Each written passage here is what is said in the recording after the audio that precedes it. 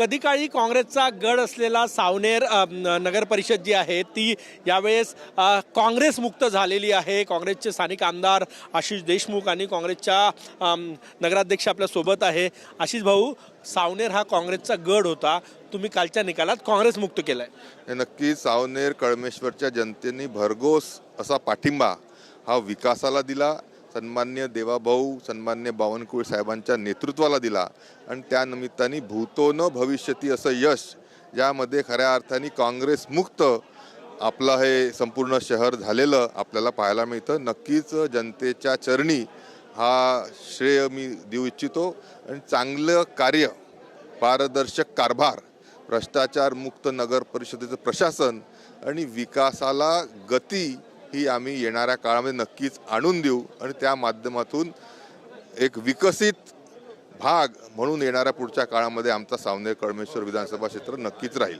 मग प्रचारामध्ये एक तुमचं वादग्रस्त वक्तव्य होतं, फडकवून टाकू, ते प्रचंड महाराष्ट्रभर गाजलं, विरोधकांनी त्याच्यावर टीका केली। आज पण मुख्यमंत्री बसून असताना तुम्ही फडकवून टाकू याचा पुनरुच्चार केला, काय फडकवलं नेमकं तुम्ही? नाही, फडकून टाकू झेंडा विकासाचा, फडकून टाकू झेंडा भारतीय जनता पार्टीचा।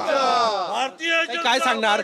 एकही काँग्रेसचा नगरसेवक सावनेरमध्ये निवडून आलेला नाही। कधी काळी सुनील केदार यांचा गड होता तो गड, तर आता आशिष बाबूचा आहे तो, आणि आम्ही त्यांच्या अंडरचे सगळे नगरसेवक सरांनी तर विजय पाहिलाच, अर्ध तिथेच आम्ही जिंकलेलो होतो। आता बाकी नगरसेवक आणून आम्ही पूर्णपणे तो गड जिंकलेला आहे आणि समोर प्रगती होईल सावनेरची, नवनिर्माण सावनेरचा आम्ही सुरुवात केली आहे आणि 5 वर्षात तुम्हाला त्याचा पूर्ण प्रोग्रेस दिसेल। तुम्ही विजयी झाल्या, पहिली लढाई जिंकली, परंतु आताची लढाई, नंतरची लढाई तुम्हाला जिंकायची आहे। विकासाचं चॅलेंज आहे, अपेक्षा आहे जनतेच्या, अपेक्षा आहे जनतेच्या, काय ज्या काही त्यांच्या अपेक्षा आहेत त्या आम्ही पूर्णपणे म्हणजे त्याच्यावर उभे राहू आणि पूर्णसुद्धा करू। त्याची सुरुवात झालेलीच आहे आणि समोर पण आता त्याच्यावर आम्ही अंमल करू। इतकं मोठं यश परंतु तेवढ्याच मोठ्या अपेक्षा, या अपेक्षांचा डोलारा घेऊन तुम्हाला जायचं आहे जनतेपुढे। नक्कीच आशा, आकांक्षा, अपेक्षा ह्या जनतेच्या त्या निमित्ताने फार मोठ्या आहे। त्या परिपूर्ण करण्यासाठी नक्कीच आमच्या जिल्ह्याचे असलेले सन्माननीय मुख्यमंत्री देवेंद्रजी फडणवीस असो, बावनकुळे साहेब असो, याच्या माध्यमातून मागच्या 35 वर्षापासून विकासाला खऱ्या अर्थाने तिलांजली देण्याचं काम जिथं झालं होतं त्याला विकासाच्या नवीन रस्त्याकडे नेण्याचं कार्य हे आम्ही हमखास करू।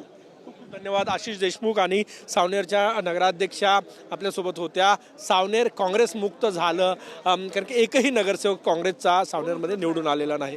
कॅमेरामॅन सचिन सॅमसह गजानन उमाटे।